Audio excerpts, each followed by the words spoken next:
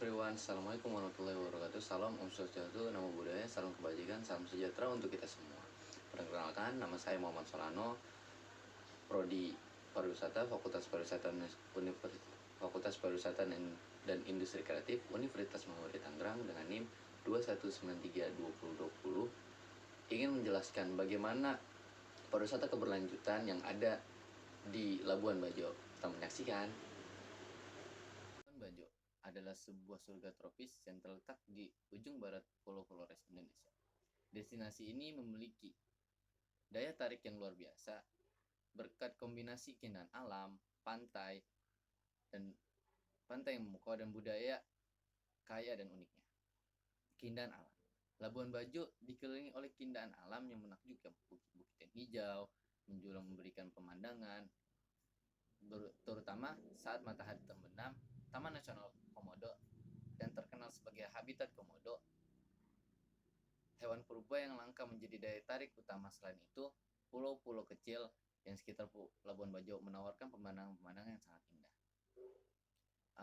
Lalu selanjutnya, pantai yang memukau. Labuan Bajo memiliki pantai yang mempesona dengan pasir putih yang halus dan air laut yang biru dan jernih.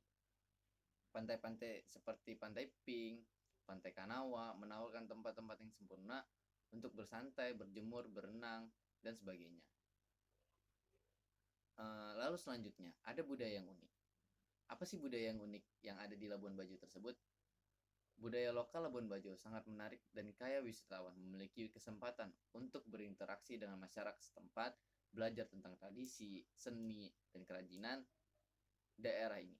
Pameran budaya, pertunjukan tari adat menjadi pengalaman yang tak terlupakan bagi para pengunjung. Dengan kombinasi keindahan alam yang luar biasa, pantai-pantai yang memukau, dan budaya yang unik, Labuan Bajo benar-benar menjadi destinasi wisata yang menarik bagi mereka mencari petualangan dan pengalaman yang tak terlupakan di keindahan alam Indonesia.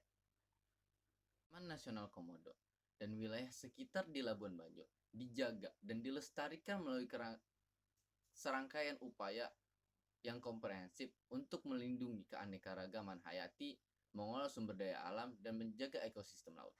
Berikut adalah saya sampaikan beberapa langkah-langkah yang dilakukan pemerintah setempat, kelompok sadar wisata, dan masyarakat setempat untuk menjaga ekosistem laut ataupun Pulau Komodo. Yang pertama, pengelolaan dan pengawasan. Pihak yang berwenang di sini, kelompok sadar wisata dan pemerintah setempat ataupun pemerintah nasional, bekerja sama untuk memantau aktivitas di dalam Taman Nasional. Patroli dilakukan secara rutin untuk mencegah aktivitas ilegal seperti pemburuan liar dan perusakan lingkungan. Lalu yang kedua, penegakan hukum. Undang-undang peraturan yang ketat ditetapkan untuk melindungi Taman Nasional dan keanekaragaman hayati. Pelanggaran seperti pemburuan komodo ataupun kerusakan lingkungan dikejar dan dihukum sesuai dengan hukum yang berlaku. 3. Pendidikan dan kesadaran. Program-program pendidikan dan kesadaran ditetapkan untuk mengedukasi masyarakat, wisatawan, pelaku industri tentang pentingnya konservasi dan bagaimana mereka dapat berkontribusi secara langsung dalam menjaga Taman Nasional Labuan Bajo ini. Yang keempat, restorasi lingkungan.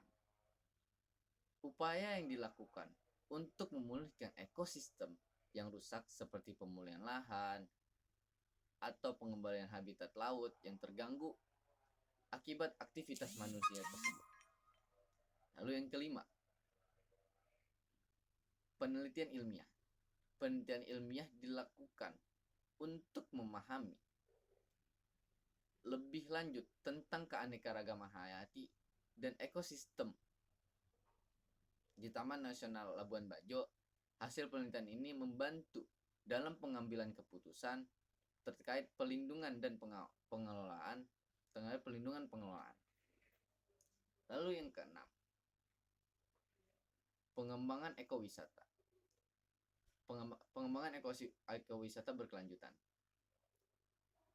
Pariwisata berkelanjutan diarahkan untuk menghindari dampak negatif terhadap lingkungan dan budaya setempat perbatasan jumlah pengunjung dan rute tur tertentu dalam diterapkan untuk mengurangi tekanan terhadap ekosistem. Lalu yang ketujuh, zonasi. Taman nasional dibagi menjadi zona-zona dengan regulasi yang berbeda untuk memastikan penggunaan sumber daya alam yang berkelanjutan. Zona-zona ini dapat mencakup kawasan perlindungan ketat hingga zona yang lebih terbuka untuk aktivitas tertentu. Lalu yang kedelapan, konservasi laut. Taman nasional bekerja sama dengan lembaga-lembaga dan organisasi internasional dalam upaya konservasi laut, pengelolaan dan pelindungan terhadap ekosistem laut, termasuk terumbu karang, spesies laut, dan lain-lainnya menjadi prioritas utama.